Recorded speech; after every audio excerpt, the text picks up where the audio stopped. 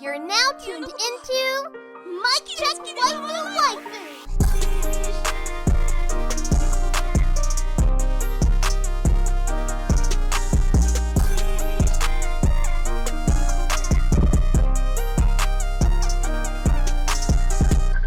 Hollow and Tell, is that you?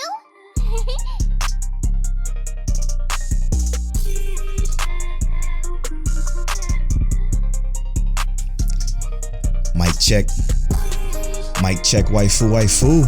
Tell, is that you? Retail season is over, brother. It's done. We normal people now.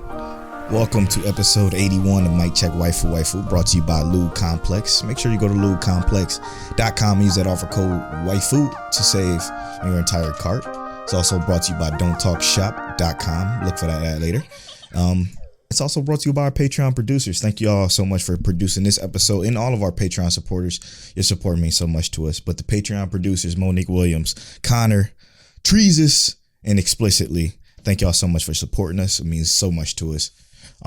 Explicitly got some stuff coming up as pretty dope that that we gonna share a little bit more about later. But it's going to be dope. I'm looking forward to talking about that later in the future episodes of the show. But this is the end of 2020. Can you believe we've been doing this for, a year and a half? It's almost 2 years coming. Well, not almost. We got a solid 6 months, and then we had 2 years, bro. Yeah. It's crazy to think about. Now, the question is, do we change Navi in 6 months? She's the best, bro. She's awesome. We could try and get her clothes changed, maybe too. Yeah, change her up a little bit more instead of just keep her forever. Because I do like Navi. Navi is clean. Yeah, she is so clean. She's so clean. Or we can do a poll: switch Navi or get a new waifu. It's so hard to. Okay. We're talking. It is hard. I don't want to give up Navi. I'm gonna be real with you. Me too. Navi is so clean. All right. This episode, we got a lot to talk about. It feels weird. Something feels weird. Because... I feel the same. I don't know what it is, but it just feels weird. Oh, well, partially because we're recording this on Monday. That's part of the reason. Is that... Right. Could that be why I'm feeling a little off? Well, yeah, so I'm thinking about it right now, and I'm like, yo, why did it feel like we missed a day of recording? Yeah, but I know we never missed an actual podcast, like a launch. Yeah, and it's like it does feel weird recording right now. It does. I don't know. It's strange, but we're gonna get through it. I'm so excited to talk about what I got to talk about today. There's not many shows that we've watched that we can talk about because most of the fall season is done. And then in the second half of the show, we only got Attack on Titan to spoil. So. That's the only show we got to watch. So this is gonna be a really good. I think a super dope episode. But super streamlined. Yeah. So I guess we could start off with what have you been watching, Tell? So as you know, I picked up Code Geass. Yes, sir. Our bro Dexter, basically said like I'm trash for not watching it. And I'm at the point where Lelouch gets into the battle with the viceroy, the princess, not the young princess that he meets. It's her sister, her older sister, who is low key raw. Yeah, and kind of draws him out, and he kind of like gets that failure. Yep. And I love that. I love that he kind of fails. Like he didn't really fail, right?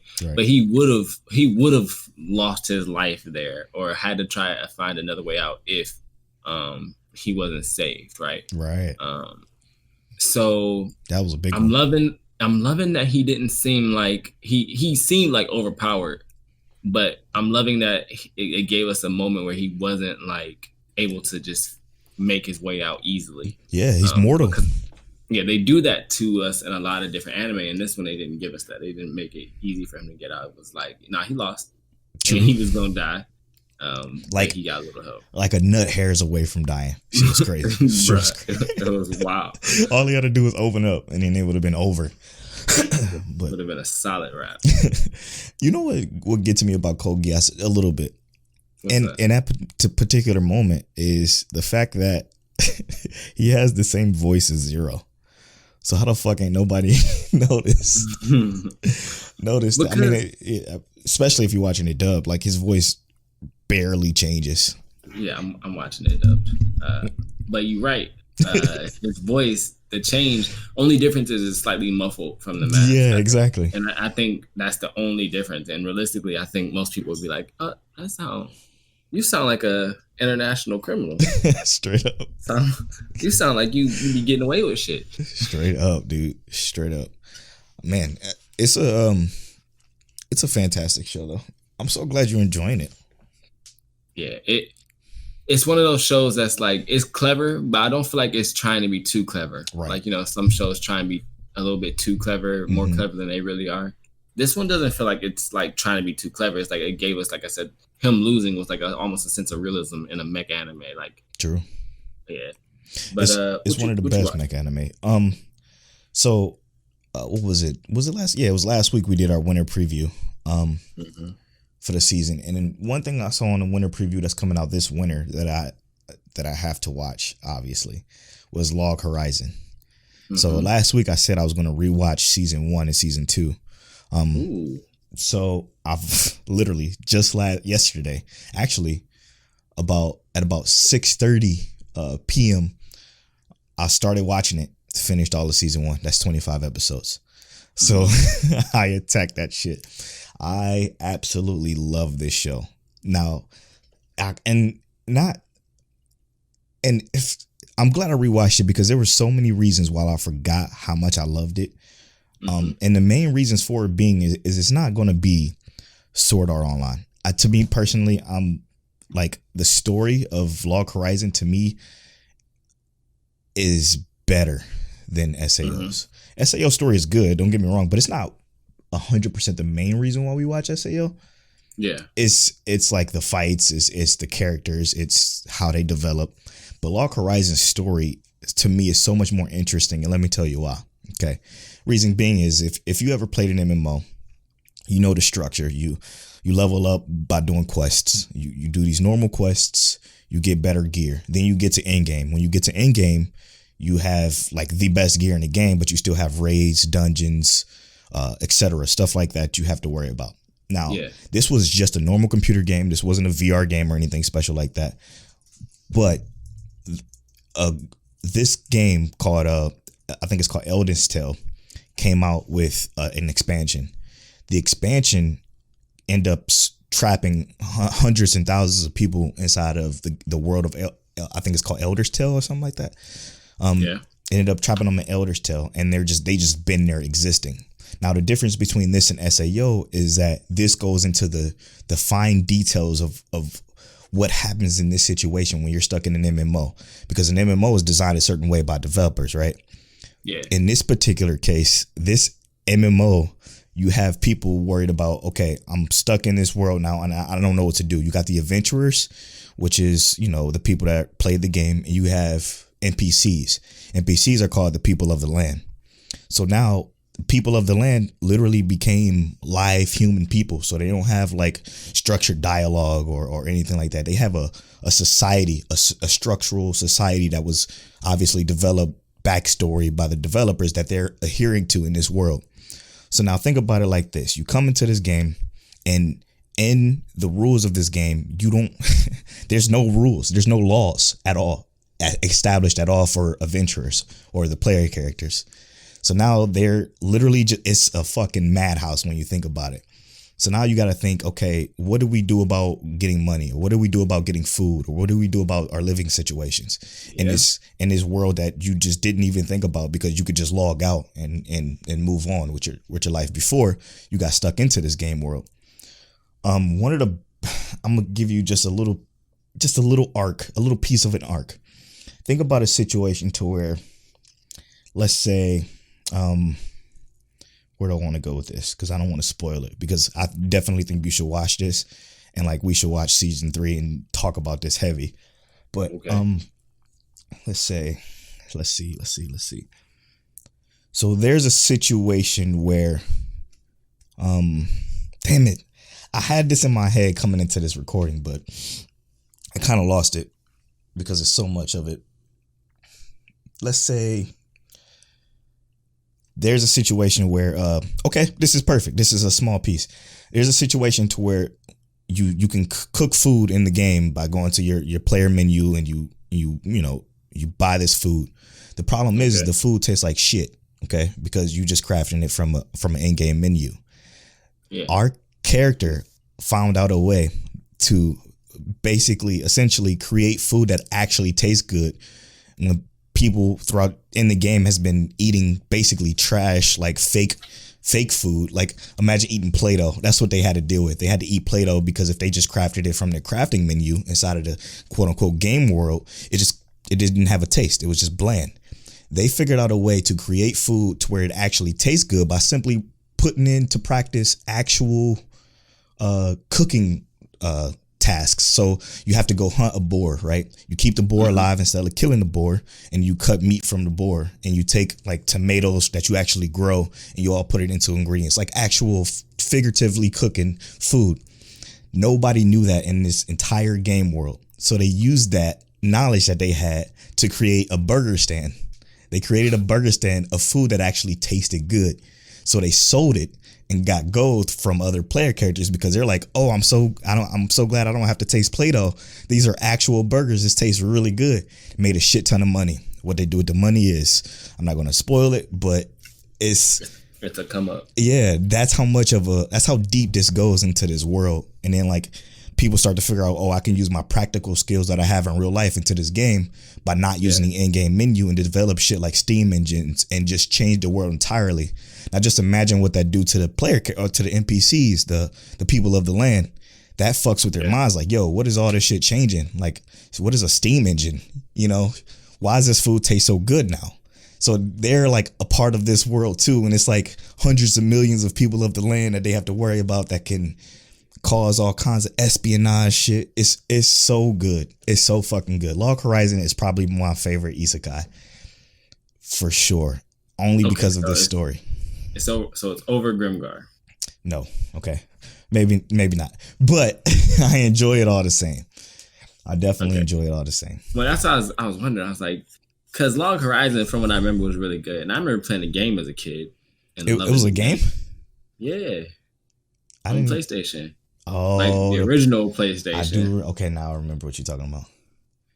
That's interesting. I forgot all about that. Now it's definitely not over Grimgar because I was a little bit more attached. But the comedic, I'm just hype off the way this is because now that I'm rewatching it and like established, like seeing this from a different perspective of the way I used to watch it back then because I was just slightly entertained back then. Now I'm like, this shit is actually incredible. Now, if you never played an MMO in your life and you don't even know what the fuck that means, if you watch this show, they will literally teach you. They teach you every aspect of it through exposition, through like, narration of how stuff works in an MMO. So it's even great for like newcomers to video games, Let me hold up. When did that come out? I'm confused. 2013. So it couldn't have been on PlayStation. You might be talking about Hack.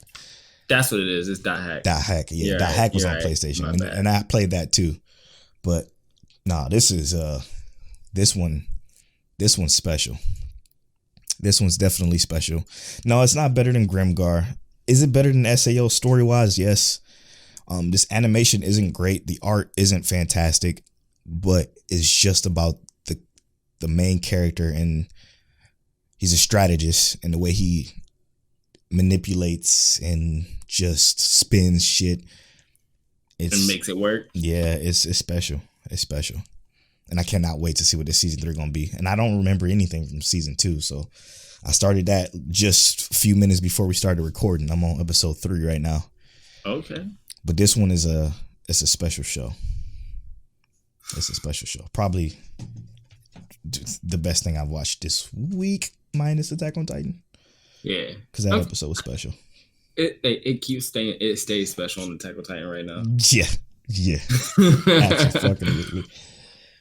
Which, after we talked about last week, yeah, and what Polo texted me about this week, I thought I fucked up. I had to bring myself back. I'm like, wait a minute, let me do this again.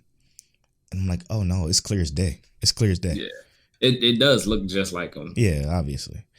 But yeah, we're gonna talk about that later. That's all we watched, right? Like kind of the extra stuff, yeah. Yeah, just a little, small little extras. But I do want to get to something I read. Okay. Obviously we're gonna talk about Solo Leveling. We decided on our Twitter.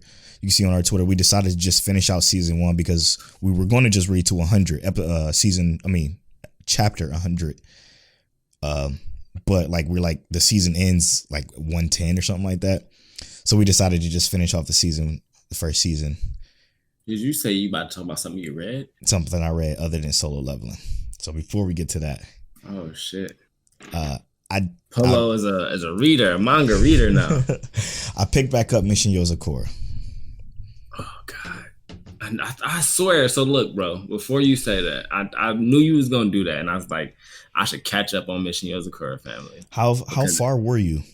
Oh, bro, I'm 30-something chapters in, I think. Thank God. Okay. Let me know exactly. I'm not exactly sure, but if you could pull it up and tell me the exact number, then I think we're just about caught up at the same place now. Because I know I was way behind you. Because I think I was on like 21 before I started reading it again. Oh man, about that fucking. I just wanted to see if we caught up to the same place. Because it was after reading Solo Leveling, which I did in the fucking day again. Because I went crazy. I couldn't put the shit down yet again. Like that shit is crack. That's probably so far my favorite manga I've ever read in my entire life, which I only have a few. But we're gonna talk about that later. You said you at like chapter 21 now? I was at chapter 21 before I picked it back up. Where'd you stop at? Past this. Let's see. Shonen Jump app is real good with I think I'm at chapter 28. Oh shit. Oh, oops. So you good, bro. You good. I got to chapter 37. All right, yeah. I got some catching up to do. Goodness. Polo. It's fire, bro. It I know it to is. Be fire. Go ahead. Let's I want to hear about it. I want that animated. It's getting deep with who did what they did to Toya's family. Mm-hmm. Because apparently what they did to his family is the Yozakura family's fault, essentially. And they talk about it a little bit into why it is. But I want that animated. I want an animated assassination attempt. Yeah. And they succeeded at it. Yep. That's exactly right. Because they didn't want him to be close, or didn't want that family to be close to them or something. Mm-hmm. For a particular reason, and they thought Toya was dead. They thought he died in the accident too. But they salty now. Now that they know he's alive, it's a fucking bounty worth quite a bit on his head now, and he's just becoming more and more of a beast. And what's crazy is the shit he's getting put through is just, there's so many lessons he's learning from it, and the fact that he employs it into everything that he does when he has like a major problem is special. But that was one of the things they did very well from the beginning, though. Straight up. Like they always made sure that he implemented the things that were used or trained with. He was trained on. Right. So that was always a good step that they did that some series kind of fall behind on. Like they actually don't do it. Facts. What's funny is a little backstory. Way back when we first started this podcast, when it was like episode 9 or 10 or something like that, we created a Mic Check manga, and we recorded like separate episodes for it, and we did like a certain amount of chapters, kind of like what we do for Solo Leveling now, but we recorded this whole separate podcast for it, and we started Mission Yozakura Family like the day it came out, and we were week to week on it for a long time. but that kind of fell by the wayside. And to see it become so popular now, it's like I feel kind of like, I guess the word I'm looking for, cool, because I've been there from the start. You know what I mean? Like, kind of thing. Like, all right, we was ahead of the game with that one, and then we fell off. We saw it. It was just really good. Right now, I'm caught up on Phantom Seer, which is another one that's just really, really good to read right now. But Phantom Seer, I feel like garnished more hype than Yozakura Family did in the beginning. But Yozakura Family just picked up and took off. Yeah, bro. I like that. That feels good. And it didn't pick up until like 25 or 26 or something like that for everybody else. Mm-hmm. I think I stopped at 21 when I came back to it just the beginning of this week. And then I'm like, oh shit, okay, no wonder why. You know what I'm saying? I'm like, okay, I see it. Okay. Motherfuckers picked it up right at the right time. At the right time. I was like, oh no, this is hype. This is the hype. This shit was straight up hype. I'm glad I did though. I'm enjoying it quite a bit. But what about you? You got anything else? I'm a little disappointed in myself. Nah, bro. Phantom Seer is mad good.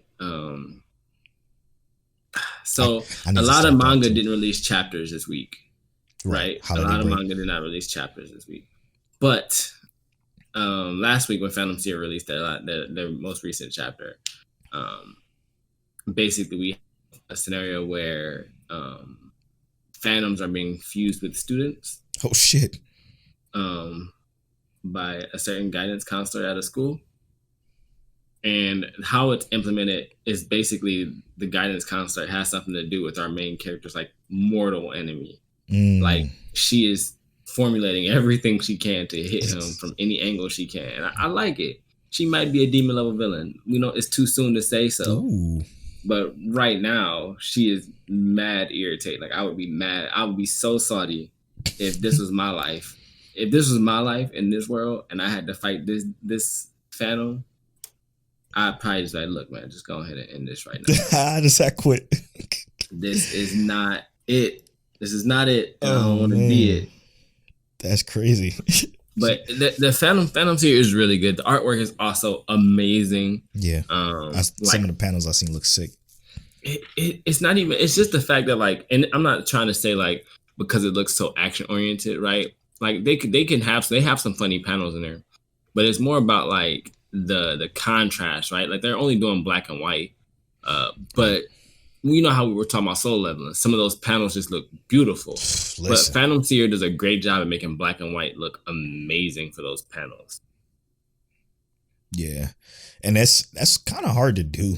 Like, I think from some of the panels I've seen, I think Fire Force does that extremely well. Mm-hmm. Obviously, even some of the panels I've seen from One Piece, spoilers like the Tom likes to do because they're savages and demons. They are absolutely savages, especially for everyone's number one manga, I guess, right? Yeah, true. It looks real good. It looks real good. All right, Tel. Let's you want to slide into some questions? Yeah, let's do that. There is one question I want to save till after we get done with both Solo Leveling and Yu Yu Hakusho. So I'm gonna save that question for later, and that's coming from you, Crystal. Yes, sir. So I'm gonna save that question for later, and that's coming from Crystal. Top threads on Twitter, her and Rob J. Always. We got a question from Panda. She hit us with some fire again. Quite a few questions as usual, but she says, favorite character from Haikyuu and why? All right, 100% Hinata. Yes. And I know that's obviously like it could be like a bullshit answer, but Hinata's just that dude. Like, I have always been a dude who I love. Not only do I love an underdog story, but I love an underdog story where the underdog is actually like raw. Yes. Like he has all the capabilities and he's just like raw talent. He just needs to be taught. And I love that. It's the ambition in his character. It's the friendliness, his willingness to be and learn from every scenario. Like, he is like the whole cast is likable. Yeah, facts. But he himself is like a great lead character because he is just developing from every character interaction. Right. And I'm gonna just piggyback off of what Tel said. The exact same answer. And the other reason is because his willingness to throw on them black forces and shut shit down. Like the moment his eyes changing, like, oh, all right, you're gonna see what I got, and he fucking delivers, is huge in that show. Every single time that happens, those cat-like eyes that he exudes fucking confidence, even though he's not the most confident. I'll say it's not even confidence. He exudes like death in a volleyball game. True. Like he ready to tear shit down. Another part of the question she asks is Japanese dish that you've always wanted to try. Sweet, what do they call them? Sweet lemon slices, where they like cut lemon slices and let it soak in honey. Ooh. I saw that on Kuriko's No Basket. Takoyaki for me.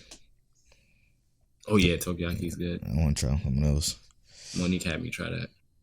Ooh. You liked it? Yeah, it's fire. You'll love it. Ooh, I'm down. 3 anime characters you would bring back to life and why? Madara to watch the world burn. Yes, Lord. I'm joking.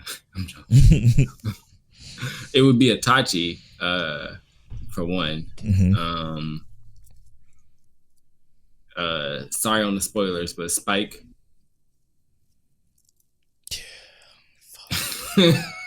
Fuck. And man. then Rem. No. Rem's still alive. Makase Kuroso. Oh boy. Makase Kuroso. That's what I want. Those are fire.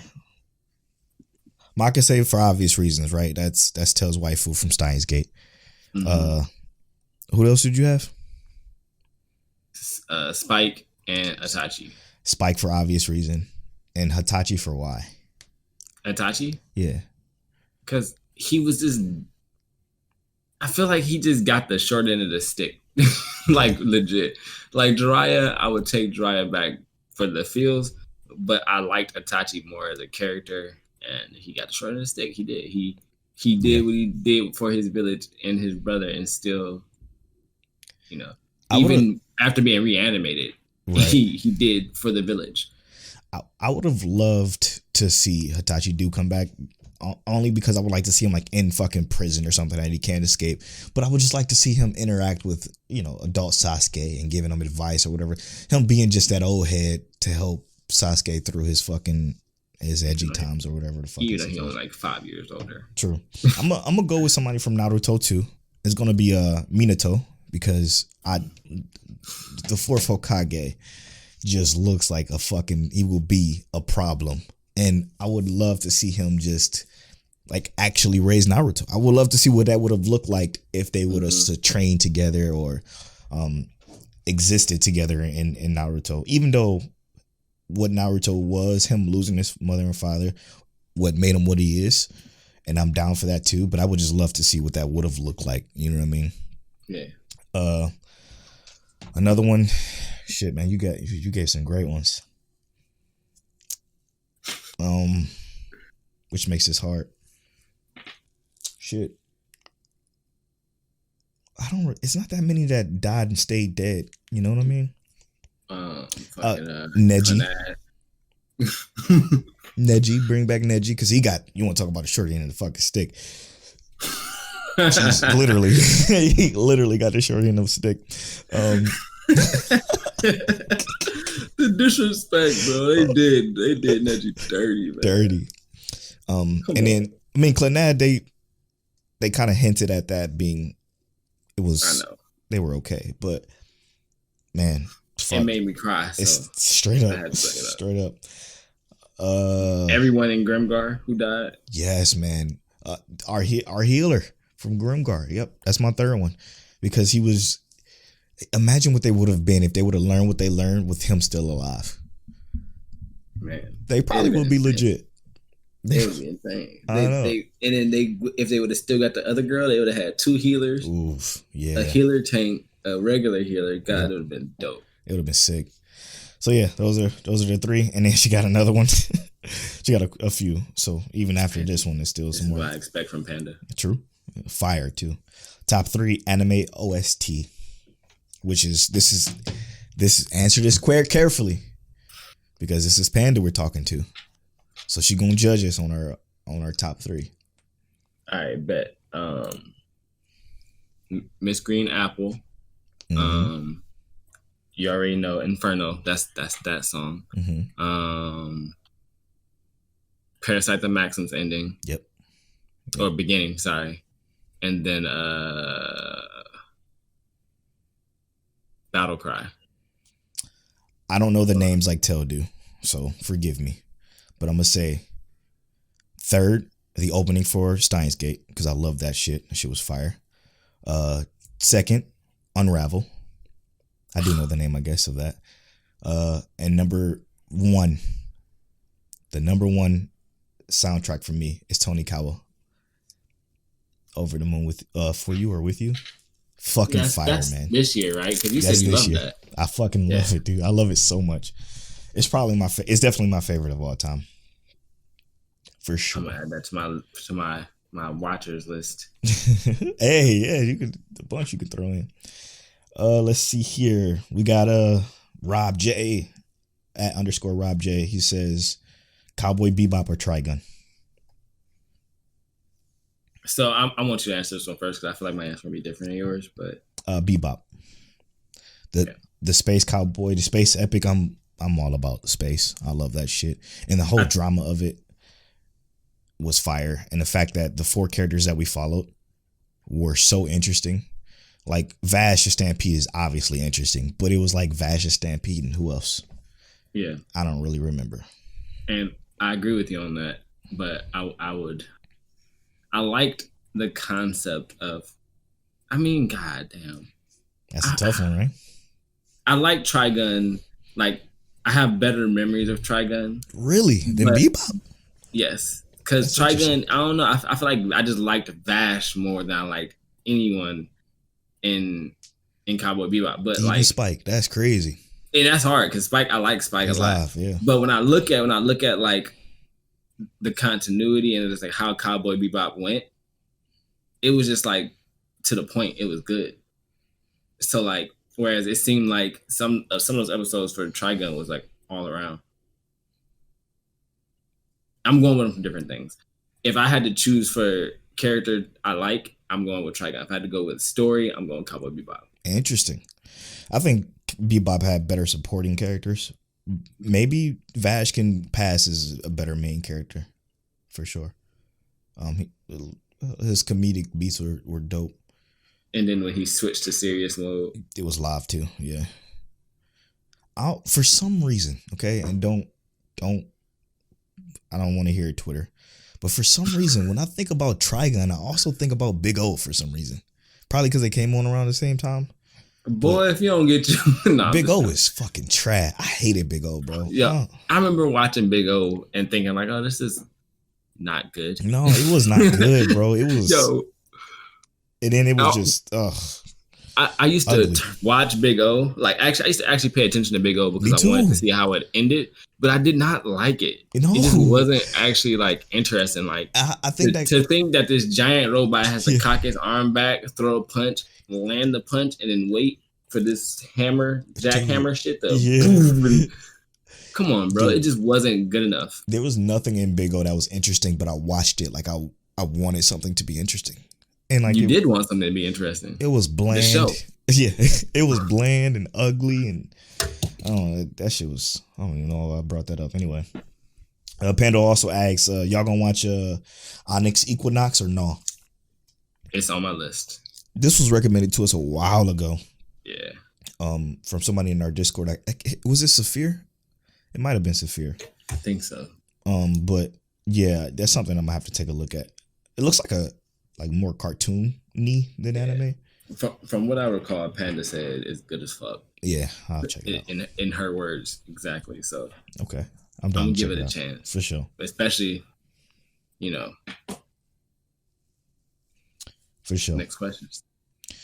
Those questions was fire. Rob J also asks, "What was the funniest anime you've ever seen?" Damn, that's a good one. Fuck. The funniest? The funniest, bro. That's a good one. I feel like it has to be Shin-Chan. Interesting. Shin-Chan. I'm trying to think. What was the funniest anime I've watched? Right? Cause like I laugh. Facts. But and like right now, like Yu Yu Hakusho, like the shit that Yusuke says, Hilarious. Like, off the fucking wall. That's what I was leaning towards like, that. Genkai, you old bitch. Like, hold up, bro. What are you talking about? I have some kind of respect. But like, that's funny. But I just think like all the goofy shit like they did in Shin-chan. And I'm just like, as an adult, that shit is childish, but it's low key, like it's hilarious. But I don't know. No, you give your answer first, bro. I gotta think about this. I'm saying, bro, I'm struggling right now. I'm only saying this probably because I'm watching it right now, but Log Horizon is fucking hilarious, and I like their comedic timing of their stuff. But man, where have I laughed for real? Yeah, I need to. That's a tough one, man. Because I've laughed a lot. I have laughed watching Tony Kawa. That was pretty good. Pretty good laughs in that. Shit, man. This might be the hardest question I've ever had to answer. I think Rob J have actually stumped me. Before Steve did. It's strange. He didn't even ask a question, which is different. Nah, Steve trying to get a new house and stuff. He busy. Oh, he busy man. Okay. Let me go ahead and hit this genres, hit comedy. Let's see what this hit for. All right.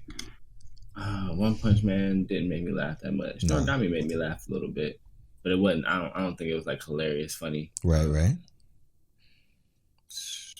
Konosuba. Yeah, I was gonna say Konosuba for you. Fucking sure. Hilarious. Yeah, that's the one. Dr. Stone, not so much for me. Not me either. She was poop. His comedic beast was ass-tastic to me. Soul Eater was decent, but it's not. The time I got reincarnated, Slime made me laugh a couple times. Oh yeah, that's a good one. Yeah, that's a good one. Just thinking about that shit makes me kind of laugh. Blood Blockade made me laugh like once, but it was Prison School was pretty funny. Oh my god, Prison School was hilarious. That's Dexter shit too. Yeah, Prison School was kind of funny. That was one that Dexter made me watch a long time ago. I'll never forget it. That shit was hilarious. I also laughed at how bad Gleipnir was. Yeah, true. Oh, that's a good one. Yeah, and we're gonna save this other question for that. So, here we go. Let's slide into some solo leveling, please. All right. So, season 1. The chapters we read, and I don't mean this in any disrespect whatsoever, because I really enjoyed these chapters of solo leveling. But did some of that feel like the Chimera Ant arc a little bit? No.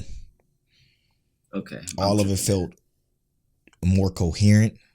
No, I'm not saying that. I'm not saying it wasn't more coherent. Okay. Like how it played out, the kind of like how the story went. Like it was better that they weren't like Chimera Ants.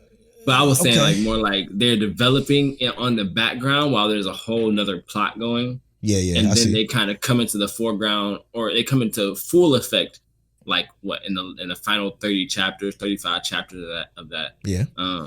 Okay. Now I see what you got. The only thing is the evolution of the ants that's really similar between the two, right? Mm-hmm.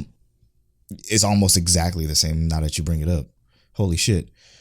It was different in regards to like we already knew this whole entire island was taken over by this queen ant and her ants. Yeah, and they've been playing that since chapter fucking the beginning. Yeah, that happened 4 years ago. They said is when that gate opened initially. Yep. So like we already knew in the beginning that was a thing. They planted that seed in like chapter 2. Yeah, true. But it was like the development when it finally started to kick in. It was like, oh wait, no, this shit's really happening. It's like kicking into gear. I was like, oh shit, this is. Because what it was it's a domino effect that I enjoy and it shows so much. The domino effect of what our main character Sun Ju Woo, him becoming the 10th S rank. it had such huge ramifications on this entire world, right? Of what this is. Now, not to mention how strong he actually is. Motherfucker's a triple S rank, but we're gonna get to that a little bit later. It's it's what it did because it put into action Japan. Japan's like, oh no, they starting to get a little bit of power, even though in Korea. Exactly. Korea is starting to become a little bit of a problem. So what we're gonna do is we're gonna set up this raid, because since they got their 10th S rank, let's set up this raid. Let's take care of this island. Something we could have done forever ago. But now, all of a sudden, this is what bothered me about the one flaw I have about these chapters is that all of a sudden Japan decides that they're going to try to do this raid, quote unquote. And nobody thought that was weird because this has been a thing for 4 years. Yeah. So like, why all of a sudden are you now going to put together this raid to help Korea out? It was clear that there was some ulterior motives behind it, and nobody picked up on it whatsoever. Like when he said, yeah, we're gonna distract the entire island full of ants with our, 10 S ranks. No, what did he say? He had 5 S ranks inside of his guild. I thought it was 11. You could be right. Because all of the S ranks was in this one guild in Japan, basically. Yeah. So we're going to use all 11 of our S ranks to distract the ants on the outside while Korea's S ranks go inside and fight the queen. Like, okay, nobody thought that was weird. Nobody thought like, hey, he's trying to send our best S ranks to fight the queen while he's just take care of the fodder outside with the 10 S ranks he has, instead of the 10 S ranks being a part of the inside the nests raid, which I understand because it was more of them. So, I mean, I guess they had a better chance of grouping up and taking care of the ants on the outside, which I guess totally makes sense. But it still felt off and nobody noticed it. That was the only thing that bugged me about it, pun intended. Yeah. Okay. And I kind of agree with that. So the fact that they tried to even talk about the American guilds, and like the American guilds basically, they don't give a fuck. Yeah, they just chilling. Like what they got to do with us. And they're partners with and they were like they had an alliance with South Korea too, which is also weird that they didn't get involved in this. I mean, they did technically with their ships and stuff, but they didn't bring no S ranks. They just fuck it. Yeah. We'll set up outside. Y'all do the work. Yeah. But like, I think that I guess the rationale behind that is more like, they were more excited that it's getting done, taken care of anyway. Because technically, anything that can affect South Korea like that can affect Japan like that, right? Yeah, true. So like they're two very close. They're in close proximity to I'm that a doofus. island. No, you're right. You're absolutely right. We forgot to mention the fact that they evolved, and that's what sprung this up. I'm a dummy. Please don't roast me, Twitter. This is my fault. You're not gonna get roasted. Because I completely forgot about the fact that the reason being for them starting this raid was because the evolution of the ants growing wings. Like when they found that carcass. I'm a stupid idiot. I completely forgot about that. Oh, I'm not even gonna edit this out either. I'm gonna keep it all in. Fuck it. This is the Polo shaming minute. You get 10 seconds to shame Polo. After that, we're not having it no more. Everything I just said, I redact. Because it totally makes sense. They didn't worry about it because they didn't have to worry about it, right? They let the island go. Fuck that island. It's whatever. Then the wings were found. And then one of them actually made it over and was killing people. It was killing actual people. So then they're like, okay, we got to... Oh, duh. Nope. This shit's flawless. They did send in that small strike force. Yeah, right. But that was just to fight back at the island that they had made it to, not the actual main island. Right. So, like, still, though, the way the plan was set up, I still think somebody should have caught on to the fact that Japan was up to something. Because it was a little precarious. Yeah, the thing is that I think, like, the concept that they brought up, that government at some point isn't going to mean anything when they have these guilds with all these super strong people in them, right? Oh, my God. Yeah. And that concept makes perfect sense, right? Like it's the survival of the strongest. Government doesn't mean shit if the government can't stop me. Yeah. Shout out to the Hunters Association. We literally have a guy who can have or let's say he can have 1,000 shadows help him fight. That he has his own army, bro. He's a walking army. He's the king, bro. It's ridiculous to think that it was so at hard any point, it's ridiculous to think at any point that like y'all gonna find somebody to stop him in your government. Your government gonna stop him. But not only that, it's like it does make sense, right? And him kind of like going the route that he took also made like perfect sense because he would not be the one to easily just join the strongest guild or just make that decision. He's not that kind of character. He's a solo leveling hero. And he's gonna start his own guild. Man, listen, this is seriously probably the best manga I've ever read. Mission Yozakura Family is a second, but I haven't read many, so you know, take this with a grain of salt. I'm not the reader of the podcast. It's definitely Tell. But seriously, man, the glow up, the way they established how smart our character was. He wasn't the strongest. He was the absolute weakest of all the hunters, but he had smarts. The way they established that at the beginning, and then he uses that while he's the strongest now. It fucking blows my mind. Even though the way he gained his power was a complete accident with him not doing his dailies and then getting sent to that world when he was in the middle of a mission. Yeah. And when he was in the middle of a mission where he had to last as long as he could. And then the time continued to count for I think it was 8 hours or 4 hours or something like that he had to stay in the desert world. Yeah, he had to fight for 4 hours, survive for 4 hours. Survive for 4 hours, but the time kept ticking on his other mission that he had because the more time he stayed in there, the more fucking points he got for his class level up. Right. He was still overpowered though. That was dope. Yeah, exactly. So when that moment happened, I was fucking freaking out. And then when he resurrected the king ant, the hawk, I just threw my hands up. I'm like, it's over. He wins. It's a wrap. He wins. Not only that, but fucking. I'm sorry, I'm all over the place with this, but I'm ecstatic about it. I mean, if we talk about the ones he resurrected in general, Igris has been a beast since day one. Iron was a funny one to resurrect. Iron was, so Iron, I was like, that's kind of fucked up. That's like, real fucked up.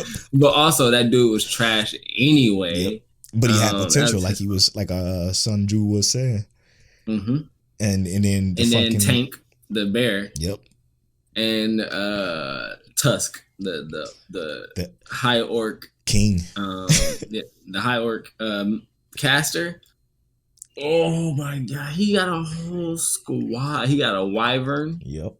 He gave the magic orb that gives the fucking caster doubles the magic power. First of all, doubles the magic power to the fucking high orc king caster that was obliterating. Oh my goodness, man. Just to think about it. And then the king ant that literally killed all of Japan, basically. All of the Japan S ranks, like including the guild master of the only guild in Japan. Mm-hmm. Like, are you fucking kidding me? I cannot wait to read this. So now we're going to say just catch up in solo leveling. It's volume 2 is like 22 more chapters or something like that. Mm-hmm. And then we're gonna be caught up week to week on it. This shit has been a treat. I was tried so hard not to read ahead. I didn't read ahead until I texted him like, let's just finish it. He's like, all right. And I just was like, yeah, hell yeah. And continue to read it. I cannot wait to see what happens because now he got from where we left off, he was stuck in a red gate. And they were kind of like, he was doing like an inner monologue about what he has and what it's going to be. He was in a ranked red gate where we left off. It's nothing to him at this point. At nothing to his triple S rank. He about to be a SSSS rank ass. You know what else is cool though? Seeing everybody around him realize how fucking powerful he is. Well, it's ridiculous, bro. Like I remember when the tiger dude first realized what was going on. Yeah. He was like, the first time he looked at him, he analyzed his powers like, damn, he's strong. He's not as strong as me. Yeah, he'll give me a problem. That's all he said. Then 2 days later, he like, hold up. I can't beat him. That man got hands. Yeah. I was like, yo, my man, he's leveling up fast, and like it's like his grind really pays off. Yes. It's dope because we see him grinding. Yep. And it's also like you kind of want to see him party with people, but then you also like, nah, bro, he's solo. I want to see he got his own party. Yeah. He can make his own party. That's I am super interested in why when he talks to certain characters, they kind of freeze up. What was that about? He asked that demon girl, questions like, who are you, where you come from, what were you doing before? They said they were at war. Mm-hmm. Oh yeah, like, he took her up the tower and just gave him the entire fucking demon tower. Yeah, but I'm also like, what's the next part of the story? Right. Is that even the next part of the story? Is there more? Is that going to be like chapter 5 or season 5 when we get to that? And they're like, oh yeah, also here's the actual plot of the story that we've been hinting at the entire time. Or I think the actual plot of it is his dad. Obviously, which is dope. His dad is fucking incredible, and body bag Jesus. That man is ridiculous. And him being locked up in that gate for however long, and him talking to the dude that was that was in America from South Korea, and he was saying, yeah, so you guys don't understand what's coming. It's coming. And what do you understand about gates in general is what he was saying too. Yep. Like, y'all don't understand the gates. Yep. Like, the gates are clearly a pathway from another world. Yep. That they're using to get here. They prepping for war. And he's like, y'all not ready. And so by now he has to know that his son is alive. So I want to see what those repercussions look like. Because I mean, the fucking world knows who Sung Jin-woo is. Also, he body bagged an S rank, which does that make him a double S rank, an SSS rank? True. Like, not killed him. He didn't kill him. No. But he beat him so bad that it was overwhelming. Like, they were like, wait, 2 S ranks fought, and this is all the damage there was? Yep. So it must have been an overwhelming defeat. Like, he just grabbed it, was like, bow. Smashed right into the fight. Yep. I destroyed half the city, but it was just one hit. You know what made me laugh in this was the fact that he, with his ass beat, got up and looked at the TV when he saw son up on the screen, like, I'm going to kill you now that I know that you're alive. I just laughed out loud. I'm like, shut the fuck up, you idiot. This is about to be bad for you. You're not going to do nothing. You're literally not going to touch him. Like, you're not even going to put a hand on him. So it's crazy. That shit is fun. Oh, and how can we forget the fucking evaluator lady when they brought him to America to show him, like she can see how much more potential you have, how much growth you have left. And she went inside and she said it's endless. And she was fucking scarred for her life. He's like, this man is a king. I'm like, oh my God, this shit is it keeps getting better. I need this animated ASAP.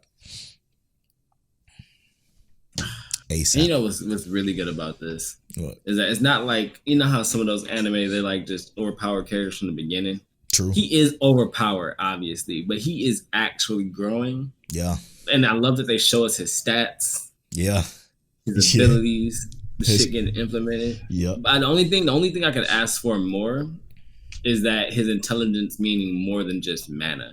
Like, I would love to see him saying things like his intelligence score going up, and then he actually just starts to learn shit easier because of his intelligence score being so high. I know, yeah. That's the only implementation, because we know he's mad strong. Like they tried to grab him, he was like, "Don't touch me," basically. And yeah, I mean, I think they're doing intelligence as a practicality because he was already smart even before he became overpowered. So with him being smart before he became overpowered means that, like, what else would intelligence be used for other than mana? Yeah. So guess it makes sense, but I do get where you're coming from too. Because what they did with what was that? Was it Sense?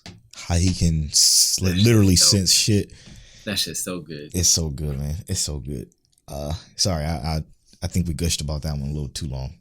My bad. No, it's my fault because I'm just in love with it. It's my favorite read of the week. Let's talk about Yu. Cue the music, Polo. And this time, don't forget. Oh shit, I gotta edit this tonight. Fuck. We watched 12 episodes to get back on track with the 14, since it's 28 episodes each season. I don't even know. This is season 3, right? Yes. Okay, so we're halfway through season 3, or are we halfway done? Halfway through season 3. Halfway through season 3. Okay. 14 episodes for next week. Yeah. I love our characters still. The best part about it. I feel like I've been realizing why Kurama was my favorite character, and I know he not everybody's favorite character because Yusuke is that boy. He be talking that shit. Yeah. And that's why I like him. Yusuke is a great shonen character for that reason. It's like, yeah, but also these 14 episodes kind of gave us. I don't want to say just these 14 episodes. Let's say season 2, where they got to the Dark Tournament, all the way to like where we are now, is where the first signs of like some true, really good story writing came into this show. Interesting. Like Genkai and her entire past. Yo, okay, I see what you're saying. Yeah. And and Toguro and their entire past, like how those two characters relate, all the way up to right now where we are. We know that Genkai obviously died, and Yusuke's wish was to obviously bring Genkai back. He used his wish to bring Genkai back. Right. Now, Genkai instantly gets right back into her swing of things. It's like, nope, we not done. We training still, boy. Yep. And she jumped right into it and has this whole plot to make the gang. Basically, they got trapped. They all have failures, except Kurama didn't really fail. But they all have. Kurama actually put him on her back. Right, Kurama. I'm telling you, bro. Sometimes he might be a goat. Sometimes sometimes he be a little weird with the I'm almost dead kind of shit. But Kurama do be putting him on the back. Now, I enjoyed that. It was the first signs of an actual like thought that, hey, let's actually implement some story into this, right? Yeah. Because there wasn't really any story before this, but it's like the story isn't really centered around our main character. It's centered around his sensei or, a side character, which I'm not necessarily mad at, but I was happy that there was some story implemented that didn't feel negligible. Right.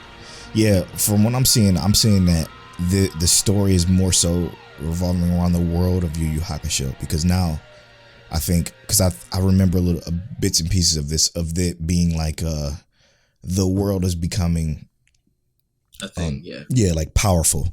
People are getting powers in the normal world, which is definitely more interesting than just what we got up to this point. Because to be honest, I don't even fucking remember what anything was before the Dark Tournament. And I just watched the shit. I mean, I remember it, but it wasn't nothing like memorable. He got hit by a car. Yeah. He wanted to be alive again. Genkai was giving away her power, and they had to stop some dude. In a tournament arc. Genkai. Yep. Changed. Now we're at the Dark Tournament. Training for a Dark Tournament. Oh no, they went through that. They went through that See? that tunnel, that castle maze. Exactly. Then they went to the Dark Tournament. And then they fought through the Dark Tournament. He gets his power. Genkai dies. We're here. Somebody said, I'm sorry, I can't remember on Twitter, but I can't wait to see what y'all think about this, because Yu Yu Hakusho is nothing but a bunch of tournament arcs. It is, though. It is, literally. Like, even going through this house, it was like one-on-one battles, figuring out how we're going to get to the next part. Yep. It's basically another tournament arc. So. Which is hilarious to me. But again, the characters are still carrying the show for me. We are getting some sense of some more semblance of story, which I do like. We both like that. Yeah, I was like surprised. I didn't even put that shit together until literally the other day. I was like, hold up. Yeah. There is a story in this. Yeah. And not saying it's the best story, but that ain't actually that bad. No, it's not bad. It's not that bad. It's intriguing. It intrigued me enough to want to watch more. But I'm like I said, I'm down to just stick with these people and just see what the fuck they do. The type of shit that they get into and the shit that use case say. You still think Kuwabara trash? Yes, yeah, he's still trash right now. I can't use my spirit sword. Maybe it's the result of that other sword, but I can't do anything. Yo, I was literally like, yo, Yusuke, if Yusuke don't steal on Kuwabara, yeah, true. I'm gonna be salty, bro. He better dog Kuwabara face, because we know Kurama and Hiei ain't gonna let that shit happen. Straight up. And Kuwabara, go ahead and knock dude out real quick. True. And he definitely wouldn't hit in bow tie. Yeah. But one last thing I do got to say about Yu is the motherfuckers be fresh. They be dressing. Look, that whole tournament arc. What Kurama changed his outfit the one time, every single time, and he said, "What did he say?" He said, "Everybody can't have one outfit or one outfit, one set of clothes." And like Kuwabara looked at him like, "What you said to me?" First of all, bro, he right. You had that blue suit and that white. I'm about to die. This is my funeral suit. Mm-hmm. So literally. Like Kurama was fresh to death every other 5 minutes. And Botan was too. She was always in something different. Botan changed clothes more than anybody. Yeah, true. Different. True. Still enjoying it. So we stopped at 70, which means we have to watch 14 this time, which would put us at 84, if my math is correct. And that'll end season 3. And then what's that? One more season after this. We're blowing through this. Okay. I'm not gonna lie, I can't wait till it's over. Only because I want to see how it ends, because I don't remember the end at all. I kind of do. I kind of know what's about to happen. Cool. I ain't gonna say nothing. Hey. Know what's about to happen. You just can't remember it. You're exactly right. I do not remember anything about it whatsoever. Because you have to remember this about Yusuke. This is one of the most important things about him. But yeah, we're gonna get there. We're gonna see. Yeah. And shout out to Jesse on Twitter. He comments on our solo leveling thread. I told him the only thing I can say right now is bro, and I just put a bunch of letters at the end of it because the shit is fire. Yeah. That's that. We still got a whole topic. We do got a whole topic. Now let's go back to the questions, to Twitter. This last Twitter question. It's going to lead to a fantastic topic. Do you want to come back after a break and do that? No, we could just do it now. Unless you. Are we going to do the best in the best of 2020? You want to do that now? You want to do it after a break? You want to do it now?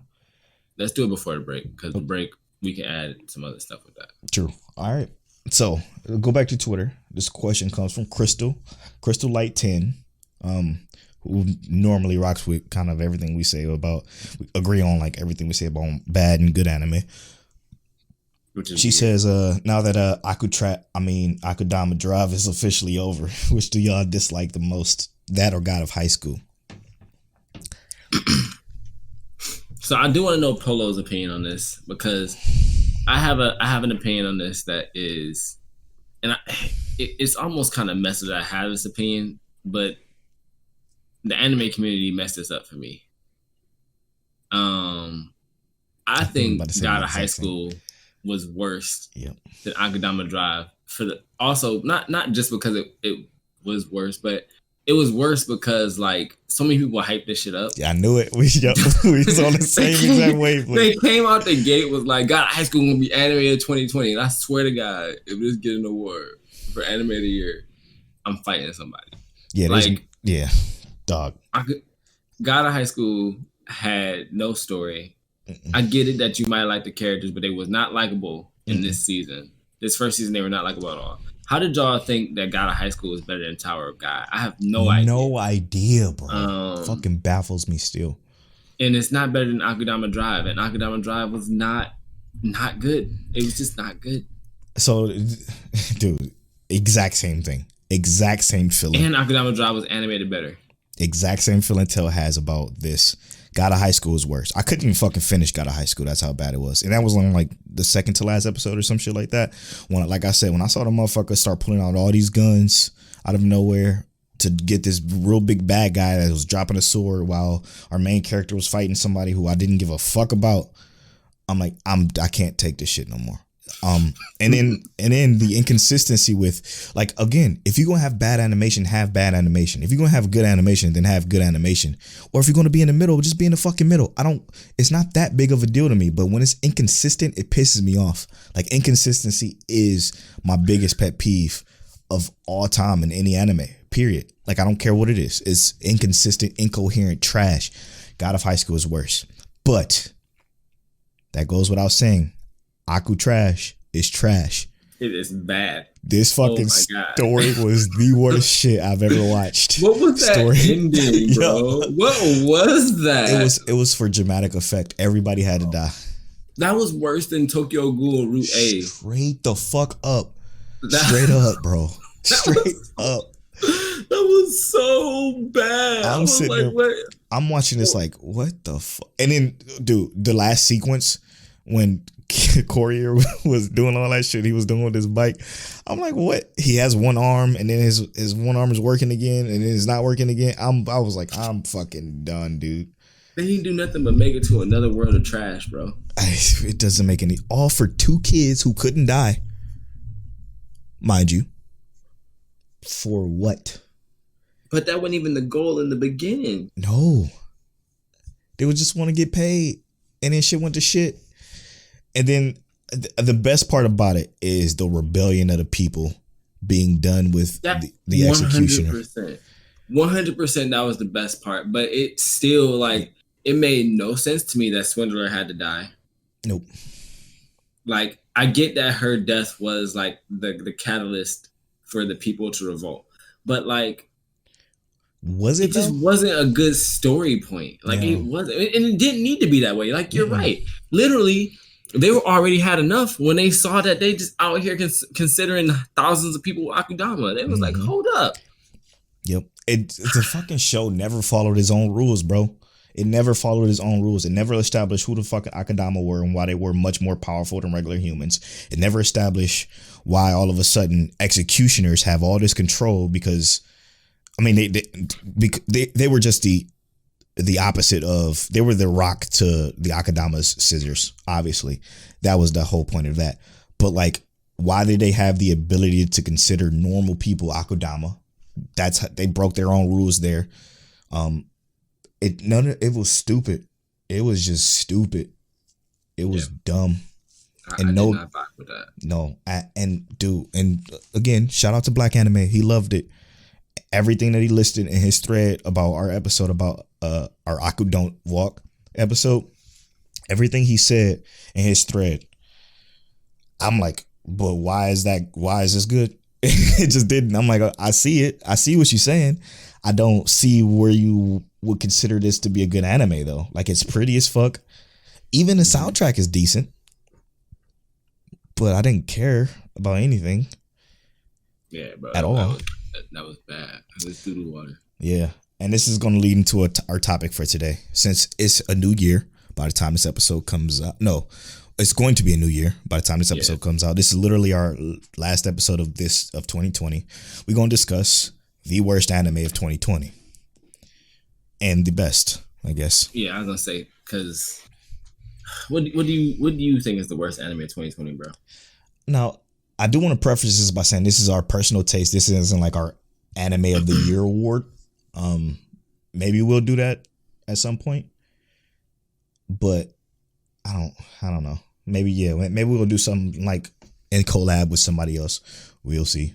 No spoilers. But what do I think the worst anime was? Mm-hmm. What did I turn on and just couldn't watch? Man, Gleipnir was even better than the two we were just talking about. Yeah. I would have almost said Demon Lord Retribe, but that came out last year. That came out, yeah, that was 2019. Yeah, that's a good one. Now, my list is literally just Gleipnir, Akudama Drive, and The God of High School. Mine's is that as well. And unfortunately. And the thing is that I put Akudama Drive above The God of High School and I think only because, like, realistically, I think that The hype. if God of High School didn't get any hype at all, I would put these all at the same level. True. And I would say, like, the one that had the best overall idea to me was Gleipnir. It just failed. Mm-hmm. They did not execute well. Like, we was hyped from that first episode. It seemed like it was going to be animated well. It seemed like there's so many different good things was going to come from it, and it never did. If I had to say what disappointed me the most would be Gleipnir. True. God of High School, I knew y'all hyped this up too much, and y'all did that to yourselves. Mm-hmm. I don't know which one is the worst, but it's one of those three. For me, it's 4. Okay. Obviously, the same 3 you said, and Plunderer. Plunderer came out in 2020. Yeah. You want to talk about absolute trash? That was one. I think you wanted that one to be so good, too. I did. I tried so fucking hard. I tried so hard, too. Because it had the potential. Yeah, like fucking 16 of them or something ridiculous bullshit like that. It has the potential of being good because of the concept of that world, right? It was awful, but I can't say I liked it better than Akudama. God of High School is probably the worst, only because fuck, dude, this is tough. Yeah, I would not. I would watch a second season of the God of High School, but only because it has to get better, not because I think it is good. I would watch it because it needs some kind of redemption. I don't know if you got to change the studio, change the writers, or not even change the writers, like the director, whoever's directing it and taking it so far away from the story that it doesn't seem good. Yes. Because some people hyped it up like the story was good in the webtoon, but this is just not. And that's what I'm confused about, because Tower of God, the director did a decent job of putting as many stories or as putting as much detail into that didn't make you feel like you were completely disconnected from the webtoon. Right. But God of High School, there had to be stuff missing. It just had to 100%. Be, because none of it made sense. It wasn't good. It was a plot hole after plot hole after plot hole with backstory that they just literally tried to slide in. We're both tripping. Well, at least I'm tripping because I gave this show 3 episodes, and as a guy bit. Gabbit or whatever it is. Yeah, whatever that is. That is probably the worst out of all of the ones we named. You think so? 1,000,000%. 1,000,000%. Watch 3 episodes of it and you'll see exactly why. I didn't watch it at all. Yeah, it was awful, and I almost forgot about it. I talked about it a little bit. Shout out to Inside the Mind of a Blurred. I featured on an episode of theirs that's coming out, I think, next year. But yeah, that was one that I watched 3 episodes, and I could not believe it. I almost threw up. I threw up a little bit. The worst CGI you have ever seen in your life. Like, it was worse than Ari Friata. Like, way worse. It can't be that bad. It was way worse. The story was terrible. I can't believe Abe watched all of it. He's a psychopath. Definitely. Definitely the worst. Then God of High School, then Aku Trash, and then Plunderer. Plunderer is worse than Aku Trash. But all in all, they're just terrible. What about our favorites, man? So this is a lot easier. 100% easier. You want me to start with my favorites? Sure. Wait. All right. So I can start with mine if you like. Okay, then. Here we go. My favorites were Sword Art Online, Jujutsu Kaisen. Yes, sir. ReZero. Yes, sir. Fire Force. Yes, sir. Tower of God. And My Teen Romantic Comedy. You did not miss. You did not miss at all. And you might have some ones to add to that, but all of those to me were they were good in either their own ways or just overall just really fucking good. Yeah, 100%. If you don't mind, I would like to add to all of that because Jujutsu Kaisen, Rent a Girlfriend, Darwin's Game is even really good. I did have Darwin's Game on here. I forgot to mention that one. The Misfit Demon King Academy. Yes. Inspector was really good. Tony Kawa Over the Moon. and I'm gonna give you some suggestions that you could watch. Yuzuki-chan Wants to Hang Out is actually one you should probably watch because it got better. I'm sure you're going to say Decadence was one that you think people should watch. Was really good. The Day I Became a God was a lot better than I truly expected it to be. Burn the Witch is something quick you could turn on and watch. Our Last Crusade, I forgot. Isn't that done now? I think so. Oh fuck! And I didn't watch that. Shit, that is one I'm missing because I was watching Log Horizon. But yeah, I mean, there's so many that. Yep. My absolute favorite out of that though is so hard between Fire Force Season 2 and ReZero. And I'm kind of like in that same place, but like those same two, but my teen romantic comedy Snafu Climax really did a lot for me this year. But ReZero's not done. That's the thing though. Is also ReZero. This season put it at number one for me because with the collaboration of the first season and then this half of the second season, it was just entirely too good. True. Fire Force is just straight consistency. But if I had to choose between Fire Force and ReZero, I'm definitely choosing ReZero. Yeah. But like my teen romantic comedy Snafu, as you know, I am not a slice of life guy. But I love those characters so much. And the story behind it. And I don't have to worry about nobody dying. Yeah. Yeah. At least not yet. Oh, man. But ReZero is number one of all time in terms of the anime of this right now for me. All right, bro. So here's the question. Let's just do this now. Can we agree on our anime of 2020? Definitely. You know how definitely agree on that. You know how last year it was Astro Lost in Space, obviously. Definitely. Is it ReZero, Fire Force, or My Teen Romantic Comedy Snafu? I think we are Fire Force stands.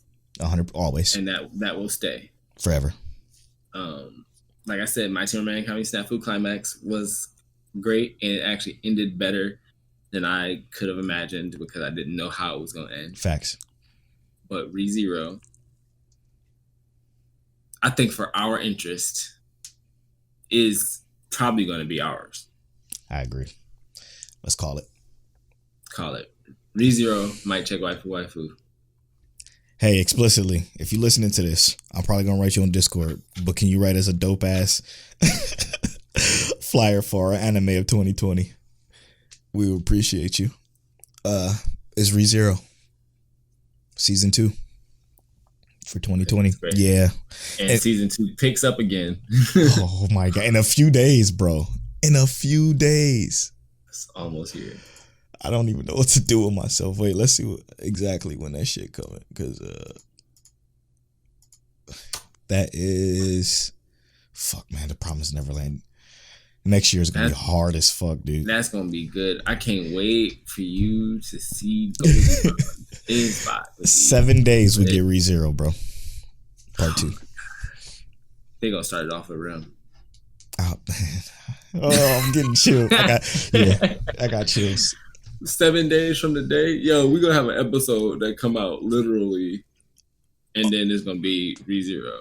We're going to be like, we got to wait this long to talk about ReZero. Don't text me. Don't text me. Oh, my goodness. All right. Well, thank you so much, Crystal, for sparking that conversation. We got our best and our worst of 2020 out of the way. Let's slide into this. Let's get to know Mike Check Waifu before we go into our break. It's tell Cern to roll a random number generator. I think it doesn't matter. 96 questions? Yes, sir. I'm rolling? Yes, sir. Oh, you want to talk about what get to know Mike Check Waifu is? Yeah, of course. Thanks for reminding me. Get to know Mike Check Waifu is our time where we get to know us. One of us rolls a random number generator. The other reads a question associated with that number from a docket, and we go from there. What you got? 50. Man. An anime that you an anime that you wished was real. Bruh. That I wish was real. What a great question. Questions has been fire. Right, we be getting some good ones sometimes.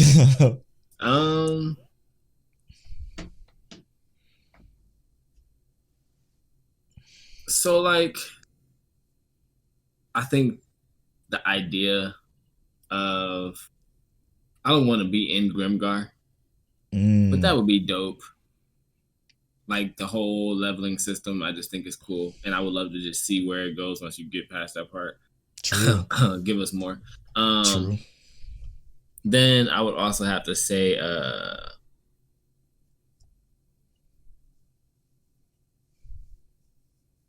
maybe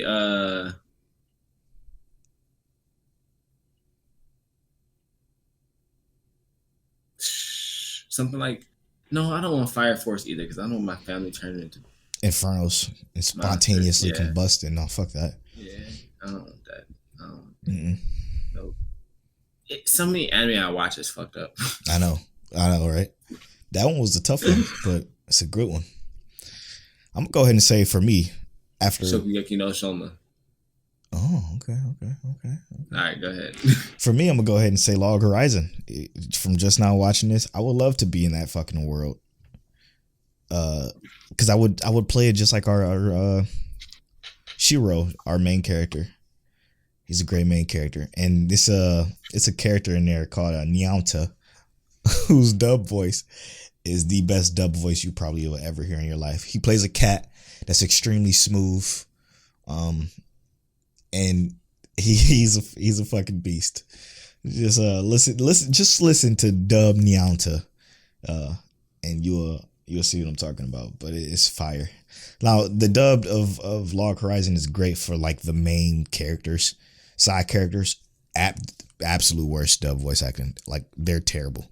A lot of the like side fodder characters, which there are a lot of that do a lot of talking, but the main characters like Nyauta and Shiro and like the main focal point characters are great. But yeah, Log Horizon will be one I wish was real because that's a game world I would love to be in. All right, let's take this quick break. When we come back, we're going to talk Attack on Titan in a little bit, probably just Attack on Titan, because I got to get this edited and put up. You're right. When we come back, we'll be right back after these.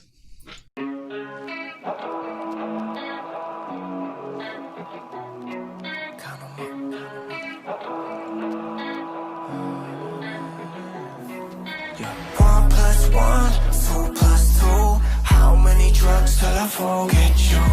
1 + 1, 2 + 2. Count up all the sleepless nights I do. If I can't handle one, I want none, don't want none at all. No. 1 + 1, 2 + 2. How many drugs till I forget you? Got a chest full of lead, hit me with the Draco. Rat-a-tat-tat, left me with halo. She caught out my heart, left it on the table. Took my last breath, I think it's fatal. Uh-oh. She playing with my heart, all games, no Nintendo. Uh-oh. I can't quit her, man. She like a benzo. Uh-oh. One more hit, baby, I'll be in the ozone.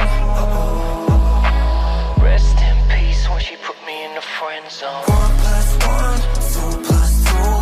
How many drugs till I forget? 1 + 1, 2 + 2. Count up all the sleepless nights I do. If I can't handle one, I want none, don't want none at all. No. 1 + 1, 2 + 2. How many drugs till I forget you? When I get high off that LSD, I lose my mind, but it sets me free. I take a trip and I'll never be the same. I got no one else to blame, just trying to forget your name. It's a process. There was poison in the well, like the pills up on the shelf. Working my way out of hell, it's a process.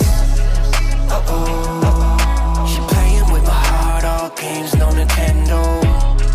Uh-oh. I can't quit her, man. She like a benzo.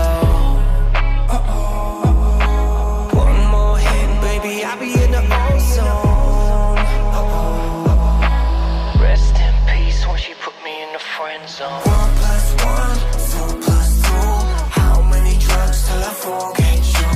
1 + 1, 2 + 2. Count up all the sleepless nights I do. If I can't have the one I want none, don't want none at all. No. 1 + 1, 2 + 2. How many drugs till I forget you?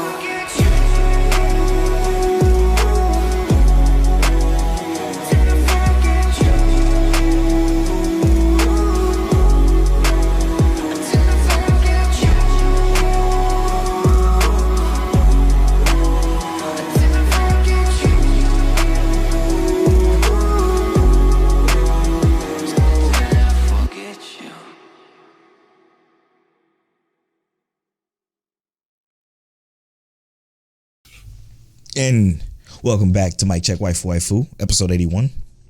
Brought to you by Don'tTalkShop.com and Lube Complex. Also, check out guildflags.jp. Flag you seeing it up behind me is from there as well. We got 2 shows to talk about. Spoiler talk 4. Jujutsu Kaisen and Attack on Titan. Where do you want to start, Tel? Jujutsu Kaisen is probably fresh for you, right? Yeah, a little bit more fresh. Let's do that. Let's do Jujutsu Kaisen. So we're at the halfway point, I guess. A little bit further, I guess, because it's 24, right? Yeah, it's 24 episodes. So 13. True. So that fight happened with the curse, the patchwork curse is what they called it. Holy shit, was that beautiful? Yeah. That Yo, shit. they dogged his face though. They dogged him. The motion. See, this is again, I'd said it on the first half, but this is what it's about: consistency. They don't do anything too crazy to where they can't be consistent with their animation work, kind of like God of High School, right? They have the same structured animation style through every fight they had in Jujutsu Kaisen, and I like that. It's not, I wouldn't say it's the prettiest, but it's definitely not the ugliest. It's consistent. But what I always talk about, the camera work, man. What the fuck is this? Whoever's like taking the camera around these and doing these shots is the most talented animator or director, I guess you would call it. For real, man. Yeah. It's fucking wonderful the way they're so good at like just following objects and body parts than anybody I've seen do it in anime, for real. It's crazy how like simple, like it's really, they just have the camera at the right place at the right time. Yes. And it sounds super simple, but apparently everybody can't do it right. Like, cause just imagine that when a curse extends his arm out and the camera follows it being extended and it follows it being slashed, and you see, one of our characters, I can't remember the guy's name, and I just watched it. The guy with Yuji fighting this patchwork curse. Half Mr. Overtime. Yeah, Mr. Overtime or 7-3. What they call him, 7-3 dude. Yeah. It's like, it's fucking wonderful watching it just barely miss him, and then the camera work switch from the curse's blade to him jumping backwards and dodging that. It's fucking, the camera work is phenomenal in the show, and the story is so good.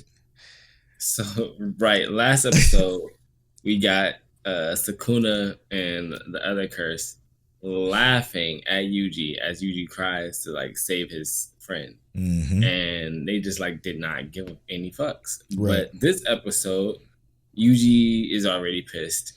He's got backup now. They found out Yuji can hurt him, obviously. And the only thing I say I didn't like about this episode, they made Yuji a killer. I like that a lot. Well, the reality is he had to make that distinction, right? Yep. You have to sacrifice them, and it's not even a sacrifice. It's more like putting them to rest. Yes. Right? So which is important for being a sorcerer. Exactly. I get that. It made me feel sad, though. I was like, damn, I thought our dude was never going to have to do that, but he had to do it, and they didn't show him do it on screen. So that was kind of like that thing that was like, man, maybe he didn't do it. But my favorite part is obviously the domain. Like, my dude, when he put out that domain, I was like, so it's just a wrap. Yep. Like, That's it. And they gave us the backstory for our 7-3 dude. And I'm like, oh no, this is all the signs of a death. And that's why I was sitting here shaking. I'm shaking my head like the fuck. Music changed. Yep. And got his backstory a little bit more in detail. And I'm like, damn, I like this dude a lot. And I'm liking him even more. They kind of pulled a like a My Hero backstory type thing, but it was still placed better. You know, like I still feel like that was the perfect opportunity for it to be placed because it was a death tale, but he didn't die, which is different, and I enjoy that a lot. Those death tales can be done wrong, but clearly. You're right. Now when they pull up and kind of go into the domain, you know, Yuji is like, fuck this, I'm going in, and he's breaking into the domain, which is wild to me. It makes sense though, right? Like it's meant to trap people in because normally once you're in there, it's already a wrap for you. So why would it matter if you can get in or not? So Yuji breaks in, and as soon as he gets in, you can see the curses like, fuck, I'm about to die. Yep. Because it's actually touching the soul of anybody that's inside of the domain. Yes, but because Yuji has Sukuna in there, it's all she wrote. He's like, I warned you, motherfucker. Don't touch me, bitch. I told you to stop playing with my soul. Yeah, you don't run shit here. I do.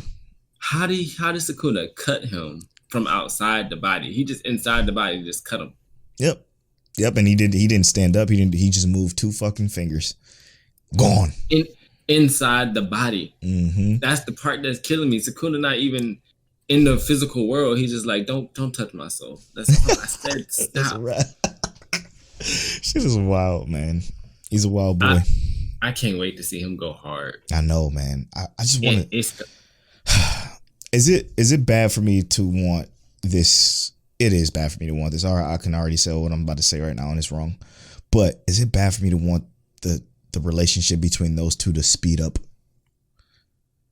Like Sukuna and Yuji?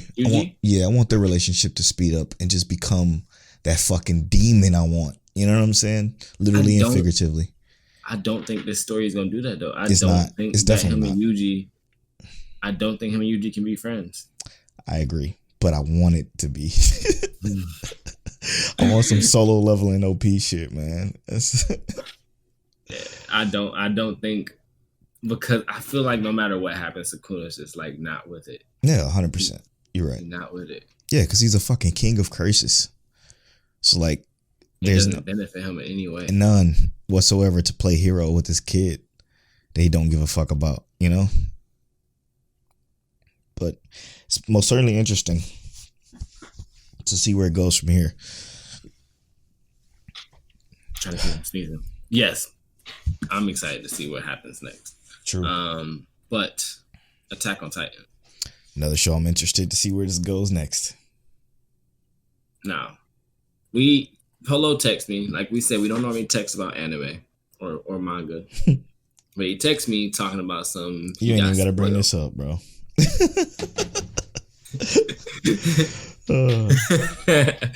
But you know, that obviously that was Eren Yeager. Yeah. Yo, bro, like this story, that the way they're placing the story, the characters, dog, the way it's all unfolding, kind of stuff. Let me pause you because you're right. I thought I was spoiled on the Eren Yeager part. I had no idea who that fucking guy was. Period. I'm like, and to be honest, I'm not going to take blame for this, and let me tell you why. I found it so fucking hard to watch the first 2-3 episodes of this shit, and after a year and a half of no Attack on Titan whatsoever, at all, I found it so hard to remember what the fuck was actually going on. I was struggling. I'm like, is this a fucking flashback? Where the fuck are we right now? Why is Reinhardt here? What is this? What is actually happening right now? So for me, my mind was cluttered with the fuck is going on. Like, I'm gonna just say that now. The fuck is going on was literally playing on in my head for the first 3 episodes, but I was enjoying it because of what it was entertaining to watch. Didn't understand shit that was happening. Then I had to go back and rewatch the episodes. Like I watched a little bit of the first one, and then I went to that third one before I watched the fourth one. So I watched a little bit of the first one. I'm like, okay. So now that I watch, the second, third, and before I get to the fourth, I'm starting to get a little bit of the story. And then I even have to go back and looked at a video that I watched a long time ago when Attack on Titan season 3 wrapped up, of a guy I watched named Foxen Anime on YouTube. And I'm like, okay, now he brought me up to speed quickly because he explained the end of that, the end of season 3, which made a lot more sense to me after I've, got myself a refresher on what the fuck is actually happening. And that's what I needed. I needed a refresher on what was exactly happening, because I had no idea that would have been Aaron. Like the first time I watched episode 3, I wasn't paying attention to his eye color. I wasn't even paying attention to whoever the fuck he was, because I was too busy thinking about, fucking Raynard tripping. Yeah, exactly. Fucking Raynard is literally losing his fucking mind, and that's intriguing because he got PTSD from everything that he's going through with, and then that was what I felt the best part of episode 3 was him going through that PTSD and just fucking learning about these people who are really not bad people, but he has to consider them bad people. Was the most intriguing part to me, and that's all I was paying attention to, not realizing the fact that fucking Aaron Yeager was sitting right in front of my fucking face.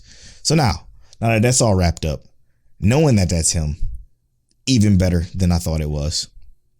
Him sitting next to his grandfather fucking was so good to see him just not react. And the reason being is because it's like, okay, I'm just thinking to myself, if I'm Aaron, this shit is just building up.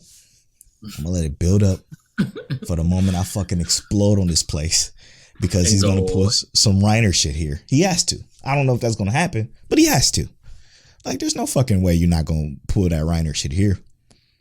My question is fucking Armin here? Is he undercover somewhere? Like, I know if he is or if he isn't, but that shit is special to me. Yo, and I can't wait to see what they do. I love that they kind of shared the idea that who is in control of the government, who's really pulling the strings here. True. It's like, it's going from like, all right, heavily action, heavily motion based anime to like the motion is now in the politics, in the story, which I love. The characters, PTSDs and traumas, and there's just so much. Like, Aaron looks obviously battle scarred and damaged, and there's just so much to it. We know obviously he turns into his Titan form, that shit goes away. Gone. But we know that like the show itself, it almost feels like right now it's Attack on Titan, but these episodes are taking a change, like taking a turn. And I'm not saying it's necessarily for the better, but I enjoy this pacing in terms of like how the story unravels and unfolds, and they give us more and more with like the world building. Yeah, I'm right there with you. We're finding out stuff that we never knew in these episodes. Yeah, I'm right there with you. I have to say, like, I'm sure they're probably going to explain this with the way they're telling this story. So, was he battling with them against those people? And that's how he got those battles, quote unquote, battle scars? Or like what? You know what I'm saying? Like, how, I can't wait to find out, because I know I'm going to find out. But like, how did they infiltrate this shit? Like, I'm fucking intrigued. And these questions I have are probably the most impressive part about this, because I have way more questions than I have answers. And to me, that always feels the best. It's always good. It's like ReZero. Like, when you have more questions than answers, but you get some answers, it's fucking phenomenal. Can you imagine? Just think about this. Imagine how Falco is going to feel when he realized that he assisted in his infiltration in the most vital way that's going to destroy his home. All the way. All the way destroy his home. All the way. Oh goodness, I don't feel bad for him. I don't give a fuck about any of those people. But that's the craziest part about this. Like he's gonna. I hope he dies, but he's gonna suffer. Damn, it's fucked up to say, but I don't. He's a child. I don't give a fuck about none of those people, man. I just don't, and it's not even their fault. You know what I'm saying? You're right. None of that is their fault, and that's how fucked up this world is. Because all I care about is Mikasa, Armin, and Eren. That's it. And then the family on the island has been trapped there forever. Like that whole, I mean, not those politics. Those politics are just as bad, if not worse, than these ones. But I care more about them. You know what I'm saying? Like it's just because of what they had to endure for what? Existing, you know, essentially. Mm-hmm. It's fucked up. Let's put these motherfuckers on the island, trap them, throw a bunch of titans on the outside of the island so they can't leave. It's just crazy, man. It's just crazy to even think about, man. I love it so much. I think Polo might be riding with Aaron Yeager at the end of this season. 100%. So I don't give a fuck what happens. He's gonna be Yeager gang. Yeager gang. If there's anybody that's Reiner gang or Beast Titan gang, what's his Beast Titan name? Fucking. I forget the dude's name.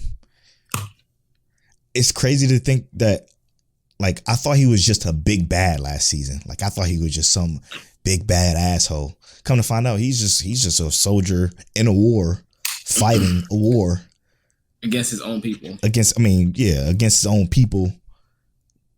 That's the enemy. It's so fucking crazy, dude. It's so crazy, bro. And he come through and meet Levi, the demon. Levi's a demon to him. Absolutely. Yo, talk about battle scars. That man is scarred. Definitely scarred. He ever see Levi again, talk about PTSD.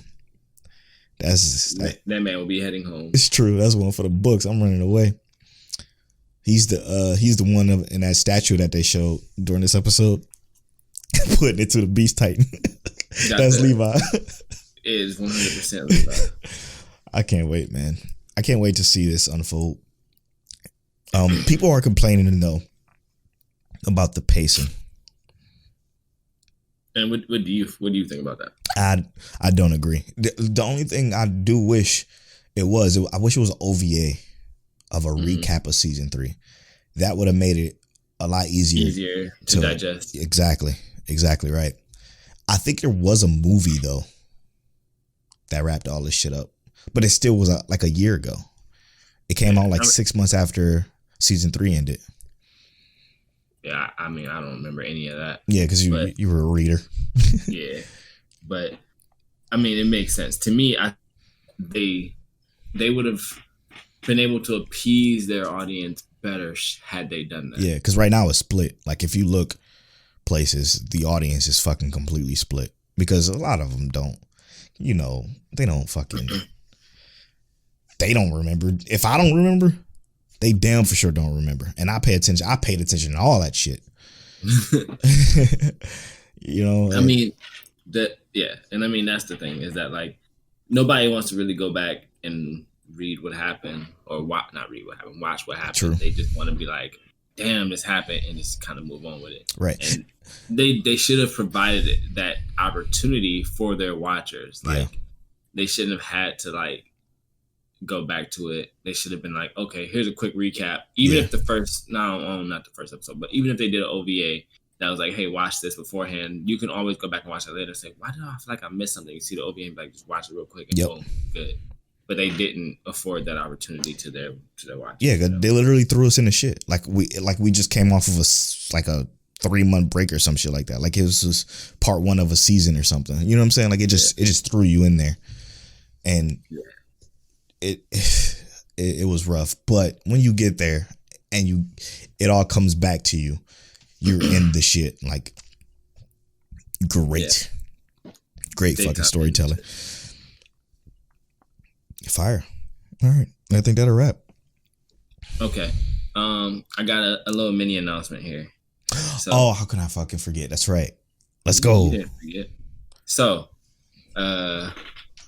Scuba Steve, Panda, and myself have invited everyone who listens to the podcast, all of our anime friends, anyone who likes to listen or Yes, Lord. watch anime, to accept the challenge, right?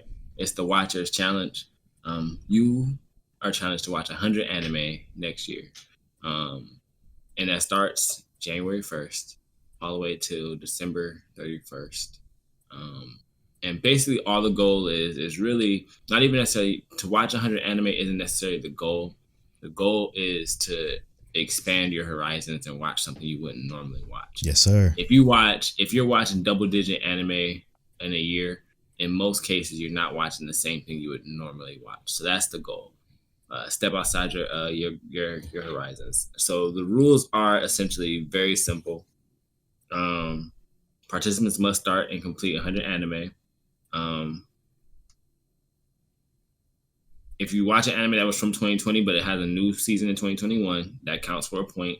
And basically, you cannot rewatch anything that you watched in the last 6 years. So basically, that gives you the flexibility to say, you know what, I've already watched something. Like Naruto ended, 6 years ago, basically. Mm-hmm. Can't watch Naruto.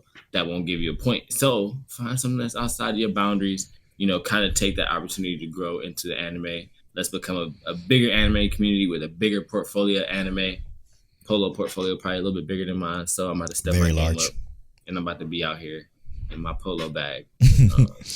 So yeah, that's so our challenge to you. It's dope that they're doing this because it's essentially if you watch shonen, if you watch horror, if you watch I don't know, harem, turn on some mecha, turn on some isekai, turn on something that you will look at him like, nah, I ain't watching this. Something that you will not watch on a normal average basis. Turn on sports if you don't watch sports, just to see, you know, if it's something that you can get into. It's dope. I think everybody should participate in it. For sure. I can't wait to see what everybody come up with. If y'all need recommendations, we will be recommending stuff on this podcast all the time. It's what we do all the time, constantly. And we will recommend stuff that you probably wouldn't normally watch. We watch all the stuff for you to tell you if you should watch it or not. So right. Take this opportunity to watch a bunch of anime outside of your normal box. And expand. It's more than shonen. I promise. Way more than shonen. But let's hit that recap. We just finished talking about, obviously, the 100 Watchers Challenge. And then as well as we just finished talking about Attack on Titan and all its greatness. Y'all feeling the pace? No, we feeling the pace. For sure. We also talked about Jujutsu Kaisen, and they really do hit. Like Polo says, it's a little heavy on the animation, but I think that's a good thing. Yeah, it's a Mappa thing. It's weird. On the break, the question was, what anime world would you want to be real? Let us know what you think on Twitter.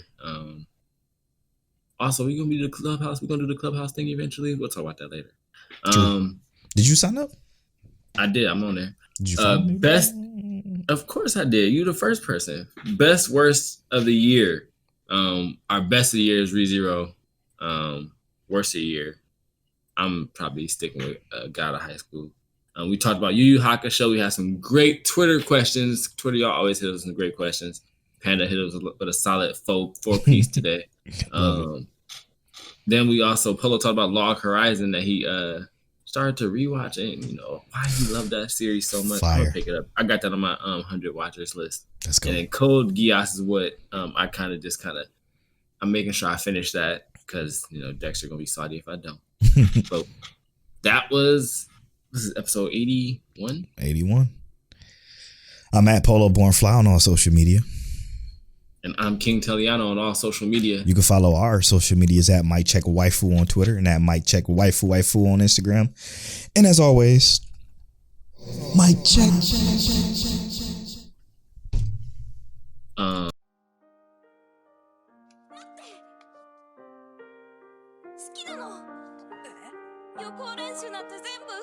You're now tuned into Mike Check Waifu.